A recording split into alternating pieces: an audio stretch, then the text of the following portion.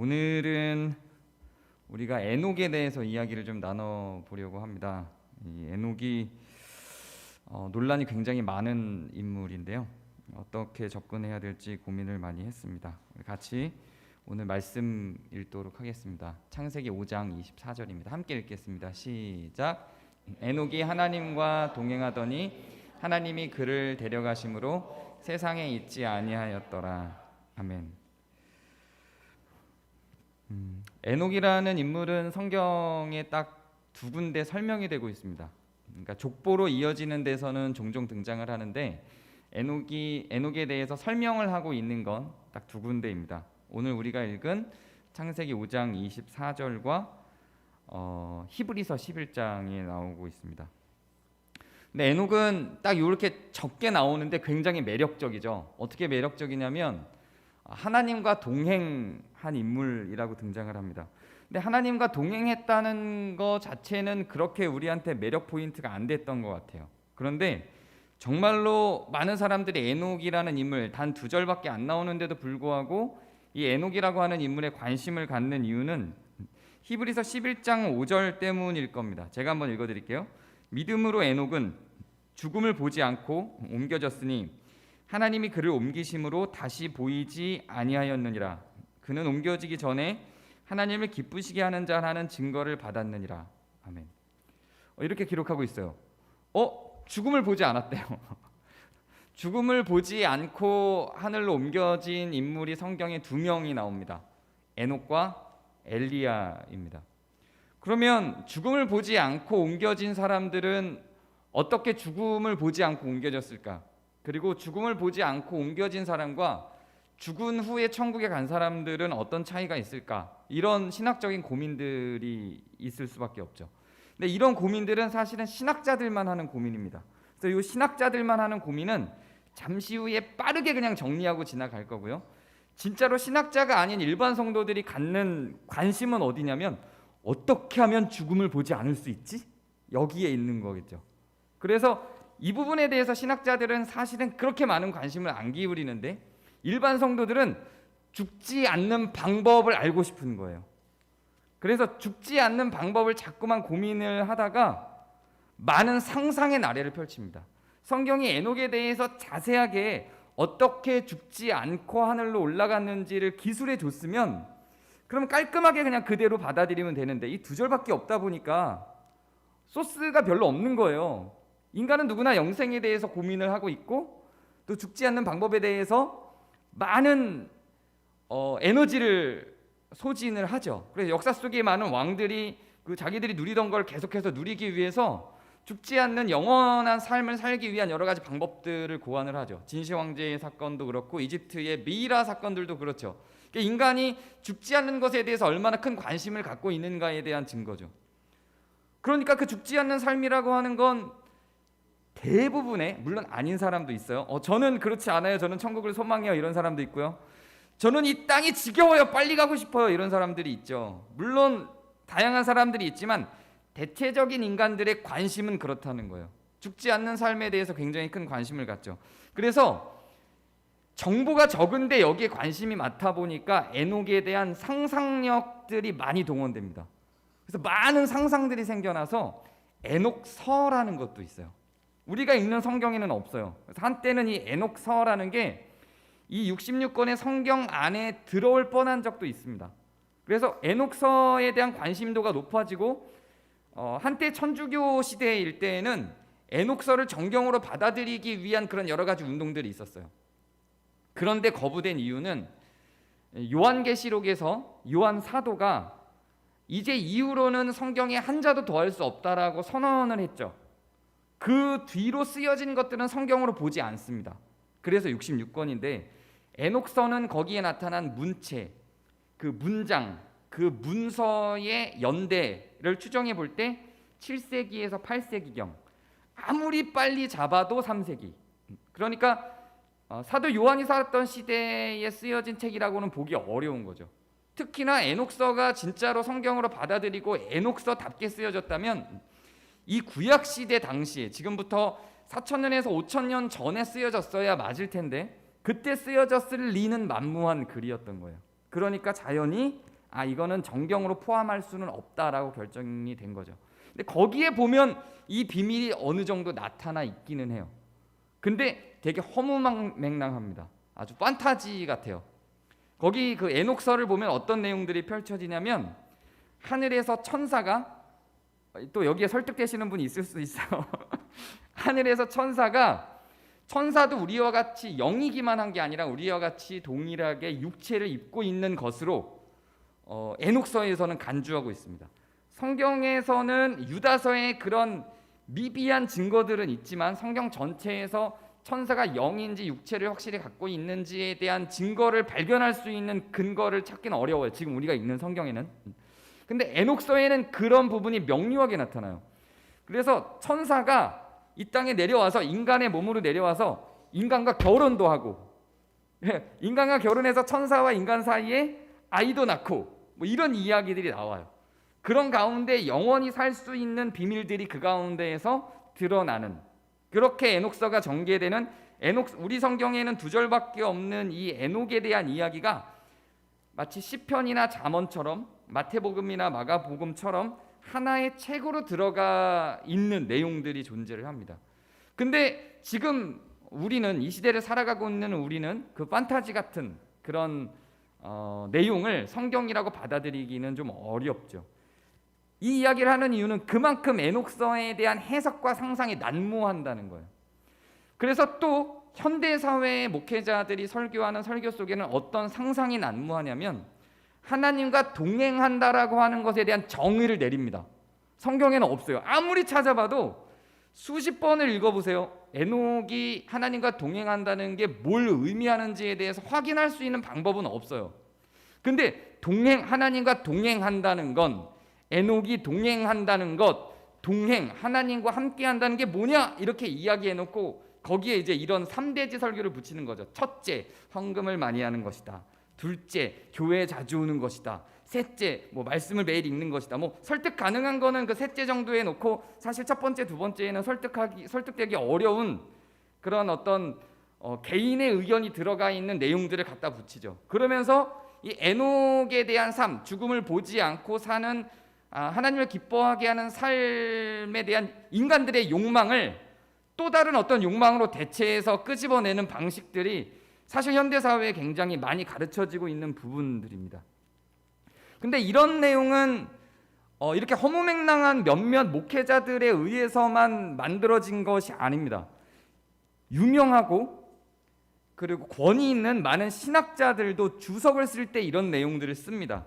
그 사람들이 주석을 쓸 때 쓰는 방법을 조금 이야기를 해드리면, 동행한다라고 하는 건 과연 뭘까?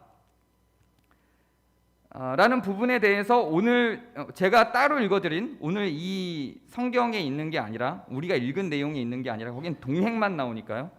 제가 따로 읽어드린 히브리서 11장을 보면 이렇게 나오고 있습니다.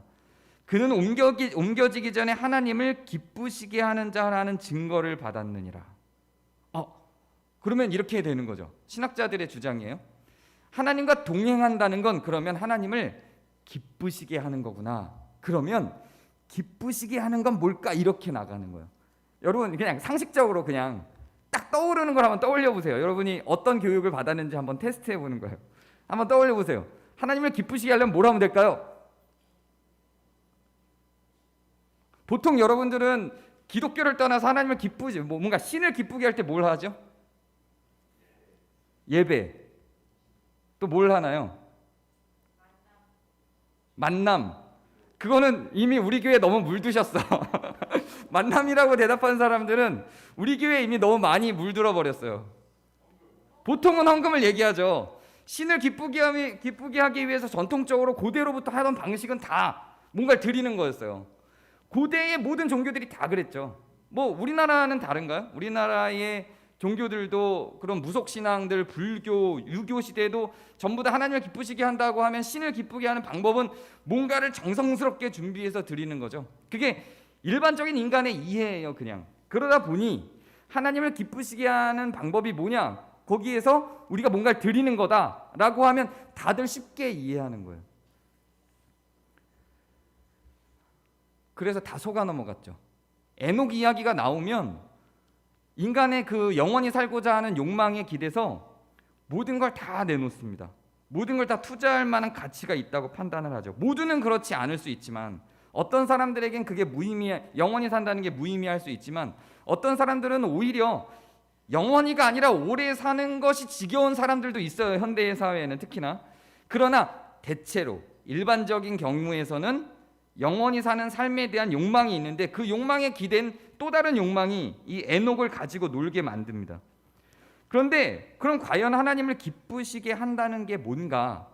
라고 하는 내용을 이 우리가 읽는 본문에는 나타나 있지 않아서 다른 곳에서 하나님을 기쁘시게 하는 삶을 찾아보는 방법이 가장 그래도 성경에 근거한 방법이라고 판단이 됩니다. 그래서 많은 주석가들과 신학자들이 하나님을 기쁘시게 하는 삶에 대해서 정의를 내리는데, 저는 하나님을 기쁘시게 하는 삶을 그런 일반적인 이해나 다른 종교학적 원리가 아니라 성경 안에서 또 다른 곳에서 어떻게 이야기하고 있는지를 찾아서 그거를 고민해 보는 게 그래도 가장 설득력 있는 거다라고 생각을 합니다.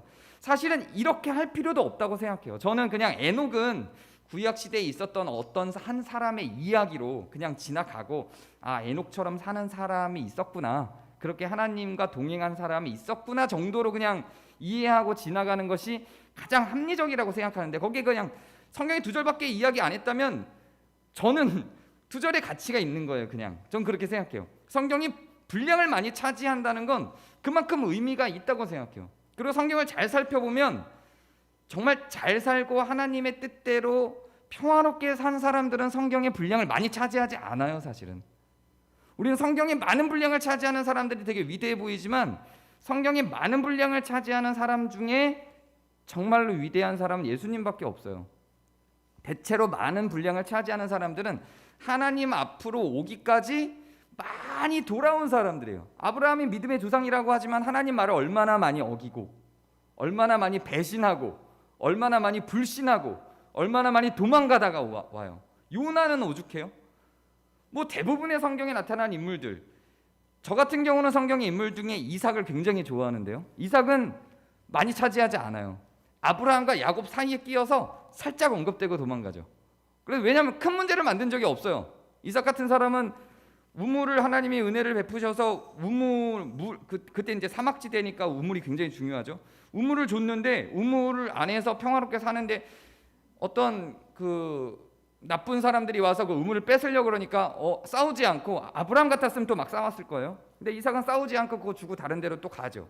또 우물을 파는데 물이 나오니까 다른 사람들이 또 우물을 와서 달라고 하니까 또 주고 가죠. 그냥 이런 사람이에요. 그러니까 별로 그렇게 크게 기록되지 않아요. 근데 성경에 길게 차지하고 있는 사람들은 다윗 같은 경우 그렇게 위대해 보이지만 얼마나 많은 범죄를 저질러요. 살인도 하고요, 강간도 하고요. 뭐 이런 추악한 인간이 없어요. 그러니까 그런 건 다 문제가 많은 사람들이에요, 대체로. 근데 에녹은 별로 문제가 없었던 거예요. 그냥 2줄만 언급하고 끝나는 거죠. 그냥 그렇게 받아들이고 이해하고 성경이 말하고자 하는 바를 그냥 저는 받아들이는 게 가장 건강하다고 생각하는데, 인간의 마음이라는 게 그렇지 않죠. 성경을 읽을 때도 우리의 욕망이 작동을 합니다. 그래서 정말 우리가 이루고 싶은 꿈을 나타내고 있는 그런 인물들의 삶이 왜 그러한가를 관심을 갖고 그걸 따라가려고 막 시도하고 노력하는 그런 속성이 모든 인간들에게 있죠. 그래서 에녹에 관심을 많이 갖는 거예요. 적게 보이는데도 불구하고. 그래서 그것들을 해결하고 가는 게 좋다고 생각합니다.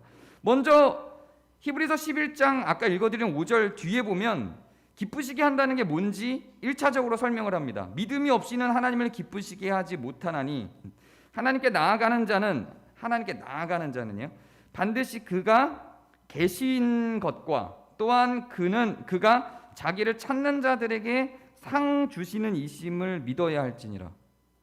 이렇게 나와요. 하나님을 기쁘시게 하는 방법에 대해서 요절에서 이야기하고 있는 건 하나님을 믿고 하나님을 찾는 자에게 상을 주신대요. 근데 이것도 좀 애매해요. 하나님을 믿는다는 게 뭔지, 그러니까 하나님을 찾는다는 게 뭔지. 여러분, 하나님을 어떻게 찾으시나요? 어떻게 찾으시죠, 하나님은? 여러분 한번 생각을 해보세요. 대답해 주시면 더 좋고요. 어떻게 찾으시죠? 뭐 기도 생활하고 뭐 말씀 생활하고 뭐 이런 거잖아요. 그냥 제 생각, 그냥 쉽게 떠올릴 수 있는 바로는 여기서 또 추론해야 돼요. 하나님 찾는 게 뭐야? 또 이러고 찾아가 봐야 되는 거예요. 제가 자주 읽어드리고 좋아하는 말씀 중에 요한일서 1장 3절 4절을 보면 이렇게 나와요. 우리가 보고 들은 바를 너희에게도 전함은, 전도하는 이유예요.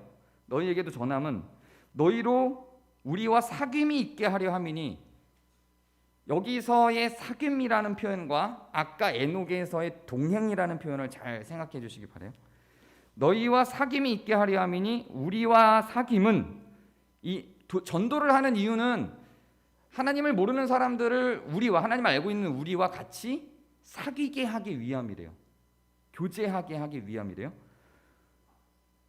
그 사귐은 뭐냐면, 그 사귐은 하나님 아버지와 그의 아들 예수 그리스도와 더불어 누림이라 그래요. 그러니까 우리 새로 들어온 사람, 하나님 예수님과 더불어 누리는 게, 그게 사귐이고 그게 전도의 목적이라고 이야기를 하는 거예요.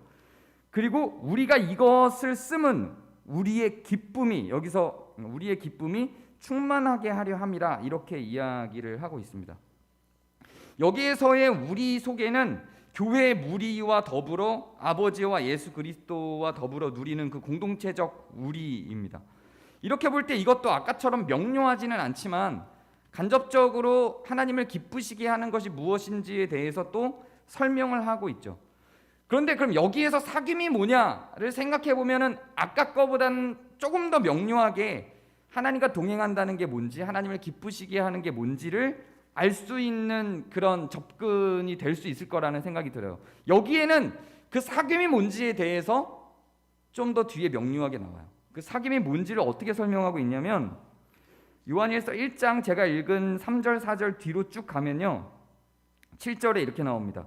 그가 빛 가운데 계신 것 같이 우리도 빛 가운데 행하면 우리가 서로 사귐이 있고 그 아들 예수의 피가 우리를 모든 죄에서 깨끗하게 하실 것이요, 이렇게 나옵니다.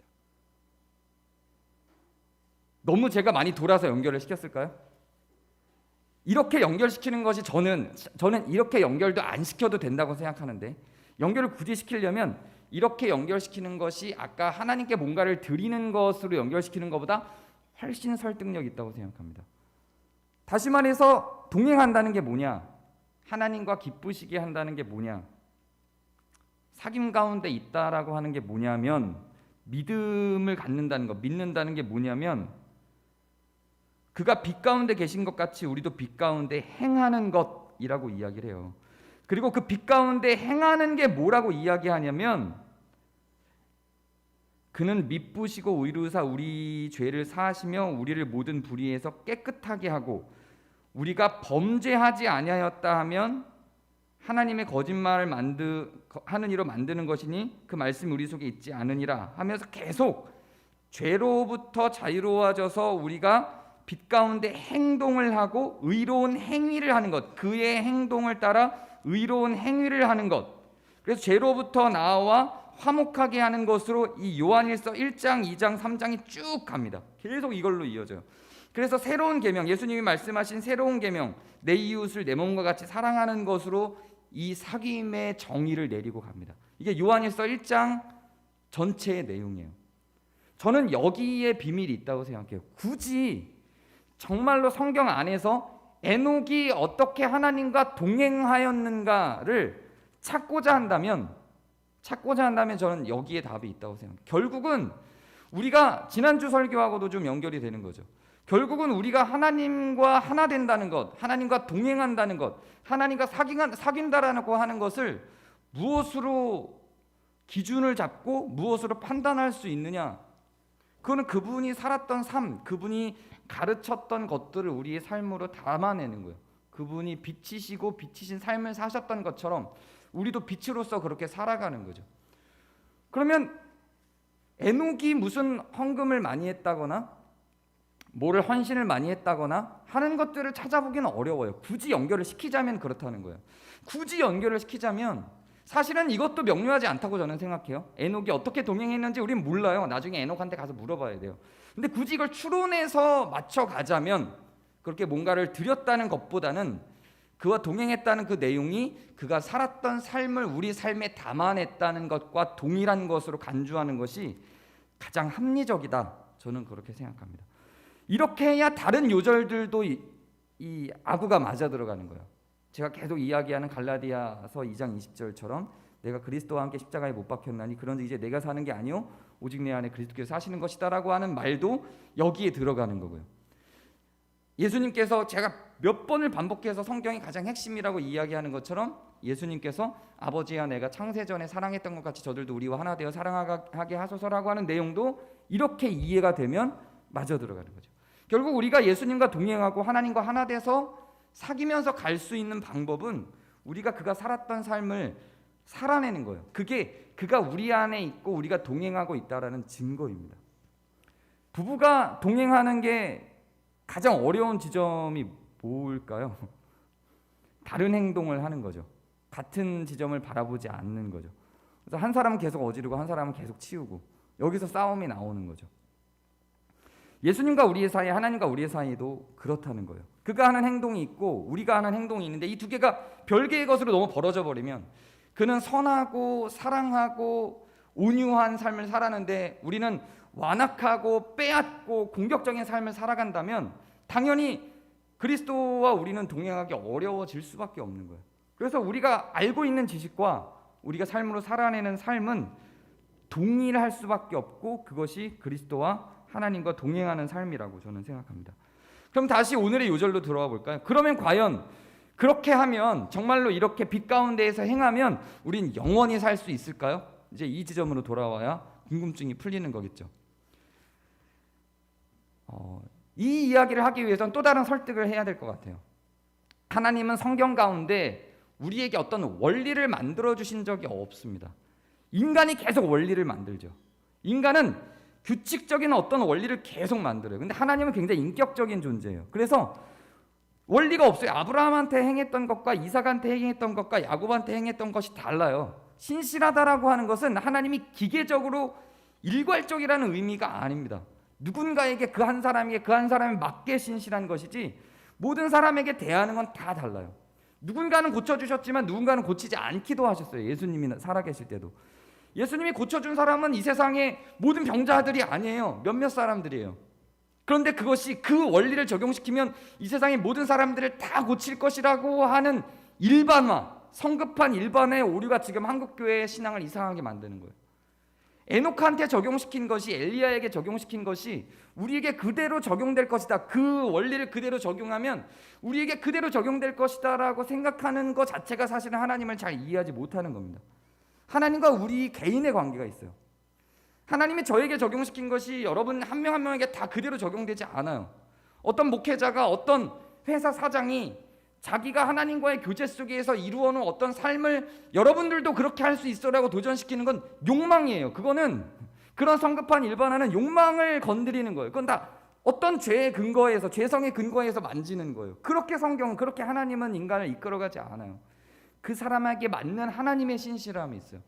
에녹에게 맞는 하나님의 신실함이 있었던 거예요. 우리가 굳이 하나님이 에녹에게 행하셨던 것을 우리에게도 행하기를 열망할 이유가 없어요. 우리에게 맞는 삶이 또 있는 거거든요. 그 성경 이렇게도 바라봐야 돼요. 성경 전체 중에서 죽음을 맛보지 않고 살아간 사람이 이 기록이 정말 사실이라면 2명이잖아요. 몇 퍼센트죠? 2명이면? 이 인류 역사 속에 2명이면 0.1%도 아니잖아요. 0.00000000001%? 그 안에 들어가길 원하시는 거거든요. 이게 신앙이 가져다주는 오류예요. 모순이에요. 예수님이 병고침을 주신 자들이 있어요. 하나님이 사람의 병을 고쳐주지 않는다는 게 아니에요. 신유를 믿어요. 저는 실제로 저는 신유를 경험하기도 하고 믿기도 해요. 사람의 병이 하나님의 은혜로 고쳐질 수 있다고 생각해요. 그게 불가능하다고 생각하지 않아요. 충분히 가능하다고 생각해요. 그러나 그것이 일반화될 수는 없는 거예요. 왜냐하면 만약에 그게 일반화되려면 예수님이 이 땅에서 살아계실 때 전 세계의 병자들이 다 고쳐졌어야죠.